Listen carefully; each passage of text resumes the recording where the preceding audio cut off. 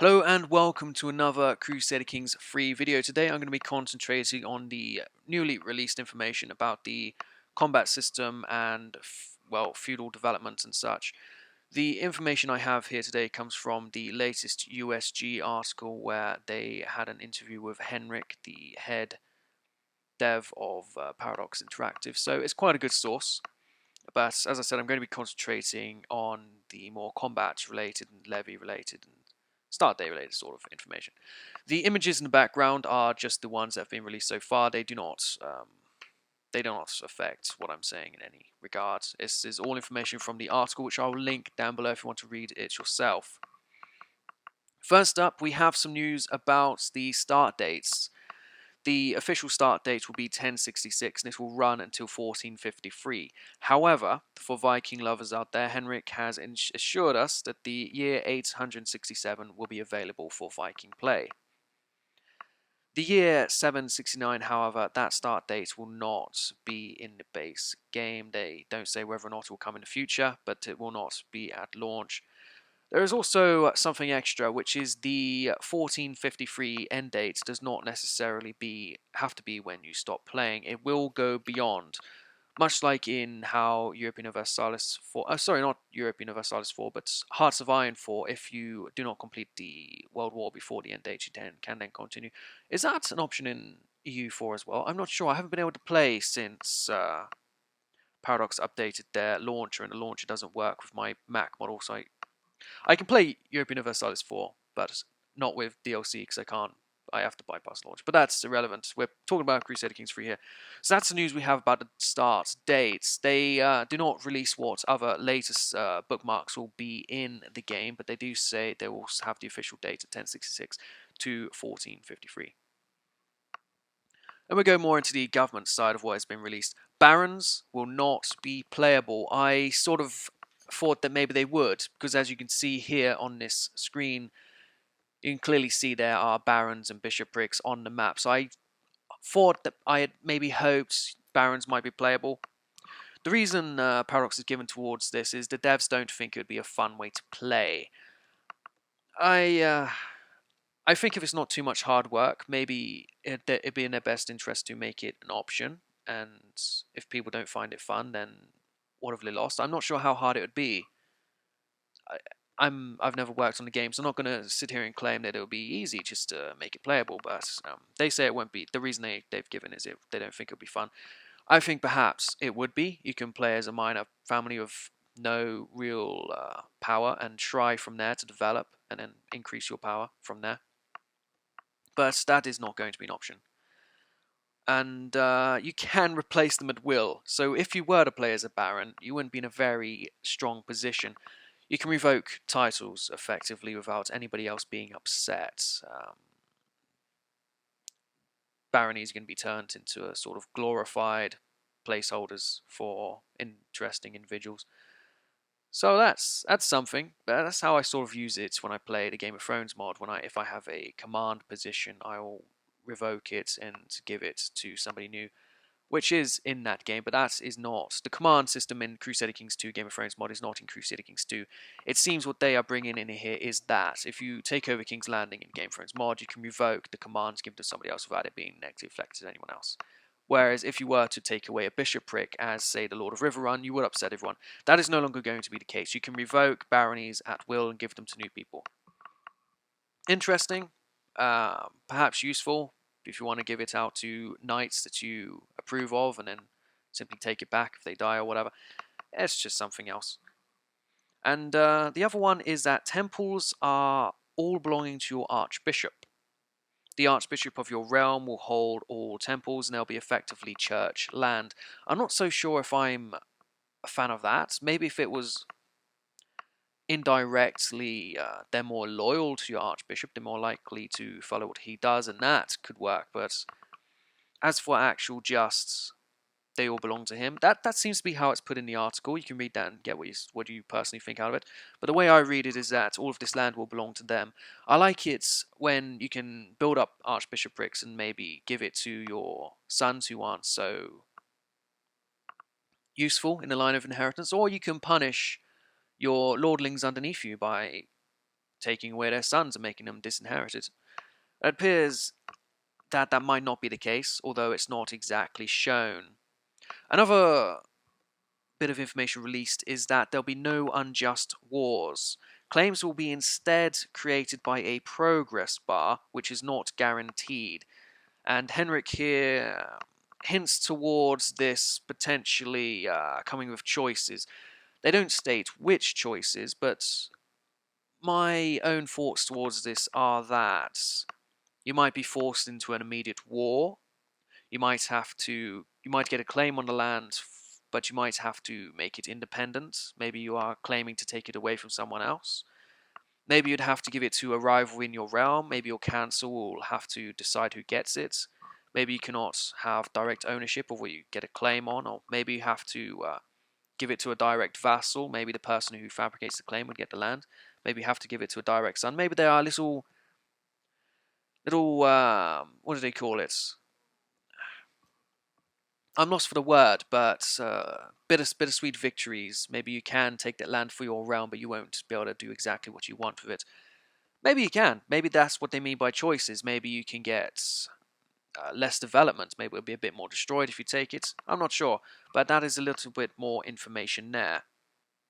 Another potential method for war we have learned in these articles is that peasants can form their own factions. The example given was that Norwegian peasants underneath a Danish king might start a faction for self-rule. There is also the added information that Norwegian nobles would be able to support the Norwegian peasants attempting for self-rule. This sounds like it would be very powerful, and the article states as such. Just imagine you are the King of England, you have conquered into some Scots. The Scots decide, hey, we want to rise up and rebel. They do so, and the Scottish lords up in the Highlands come down and fight for them. You're in the middle of invading France at the time. Now you have to go all the way back up and deal with not only peasants, which would be a very levy-based army. You have supporting outsiders. Maybe that's not the best one. Imagine, imagine for example, you are Germany and you conquer a French duchy. Now you're at risk. If the French peasants all rise up and they are supported by the French nobility, that's a huge issue. So culture conversion might be needed there, or you might just have to learn to treat minorities with some respect. But you will govern however you will. Another bit of information released in How to Win Wars is that you do not need to siege every single county to fully occupy the county. Every single subholding within an area to fully occupy the county. You only need to siege places that are actually fortified. So cities or towns and bishoprics by default will not be fortified. They will not have walls around them. You will have to go out of your way to build these yourself, which means if your enemy were to besiege the castle holding, they would then de facto occupy the town and bishopric as well. So that gives you the option if you want to maybe extra defend your border areas, you would then invest in fortification for both the town and bishopric, and you just make it that much stronger. Another bit of information released which is related to combat is that your best fighters in your realm you can make into knights. Now this is something I hinted towards in my preferred I'm lost for the word again. Things I wanted in the game. Things I wanted to be implemented in the game. I liken this again to the Game of Thrones mod where you have bodyguards who, if you're in combat, they might defend you. Crusader Kings 3 here seems to go a lot further in this, where your number of knights is based on your rank and prestige. And they actually have put out a strength ratio of these characters, and they say that they'll be about 10 to 1 in strength on normal levies. They also released that levies are now all one troop type, called basic infantry, which when I initially read, I wasn't so much of a fan of. I thought that sounded quite like a step backwards, but then they went into something called men-at-arms, which are troops hired directly. They give out cavalry and crossbowmen as mentioned options. They don't mention any others, and they hint towards various bonuses on different terrains or other troop types against other troop types, which makes army composition more to your control. You can fight in your own style. Maybe you want to be crossbow heavy, maybe you want to be cavalry heavy, but they will be built around your levies. They state that these are not like retinues where they'll stand on the map and you can put them wherever you want, but instead they will come when called up with the levies. Levies also have been changed where they don't... Oh, sorry about that. I just accidentally hit my mic. Levies have been changed where they will not simply rise up in their home counties and then you have to select all the armies and put them to rally points. Or you can put in in Crusader Kings 2, you can put in a rally point, everyone will naturally walk towards there. Instead, after a time duration, all armies will appear at a rally point, which just takes away all the small marching stacks I mentioned and takes away all the min-maxing of having to command every individual army. I'm not so sure about this. I think maybe I would prefer the previous option of having all the armies show up on the map, but it's not something too major. It just means you can't wipe out small stacks, which is perhaps something that is a bit more historical, wiping out small stacks. If you have a preemptive strike on your enemy and you know where their troops are going to be coming from, you would historically be able to raid their supply lines and stop them from getting all of their troops together.